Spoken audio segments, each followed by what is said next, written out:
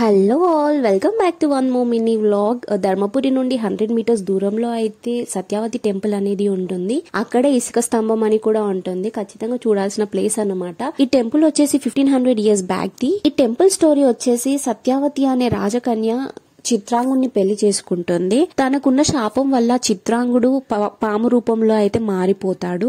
అప్పుడు తన భర్తని పాము రూపం నుండి విముక్తి కలిగించడం కోసమని తను ఎన్నో పుణ్యక్షేత్రాలని, నది తీర్థాలని, పూజలని చేస్తూ ఉండేది. తన భర్త పాము రూపం నుండి విముక్తుడై యవనంగా మారతాడనమాట. అప్పుడు చుట్టుపక్కన వాళ్ళు చూసి తనని పాము రూపంలో ఉన్నాడని, తన భర్త వేరే వాళ్ళని తీసుకొచ్చిందని చెప్పి అవమానిస్తూ ఉంటారు. అప్పుడు తను పతివ్రత అని నిరూపించుకోవడం కోసం అని చెప్పేసి స్వామివారిని మనసులో తలుచుకొని గోదావరి నుండి అయితే 5 దోసిళ్ల ఇసుకని తీసుకొని వచ్చి తనకున్న శక్తితో పైకి విసిరేస్తుంది అనమాట. ఈ ఇసుక అనేది నేను పైకి విసిరేస్తే అది స్తంభం లాగా మారాలని సంకల్పించుకుంటుంది. సో అలా అది ఇసుక అనేది స్తంభం లాగా మారింది. ఈ స్తంభం వచ్చేసి 10 feet హైట్ అయితే ఉంటుంది.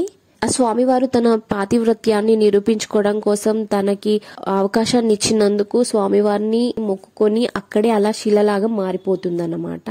అండ్ ఈ టెంపుల్ లో ఇంకొకటి స్పెషాలిటీ ఏంటంటే, మనం పానవటం అనేది ఓన్లీ శివలింగాన్ని చూస్తాం వరల్డ్ మొత్తంలోనే, బట్ ఓన్లీ ఇక్కడే స్వామివారిని చూస్తామన్నమాట. ఆ పానవటం మీద ఉంటారు స్వామివారైతే. ఇంకొకటి, ఇక్కడ ఈ టెంపుల్ లో దీపం వెలుగులోనే మనం అమ్మవారిని ఇంకా స్వామివారిని అయితే చూడొచ్చు. అంటే 24 hours వెలుగుతూనే ఉంటుంది దీపం అనేది. ఇంకా మనం ఎక్కడ కూడా చూడము. సుగ్రీవుడు, వాలి, హనుమంతుడు ముగ్గురు కలిపి ఇక్కడ వాళ్ళ విగ్రహాలు అయితే ఉన్నాయి. వీడియో కనుక నచ్చినట్టయితే సబ్స్క్రైబ్. Bye bye.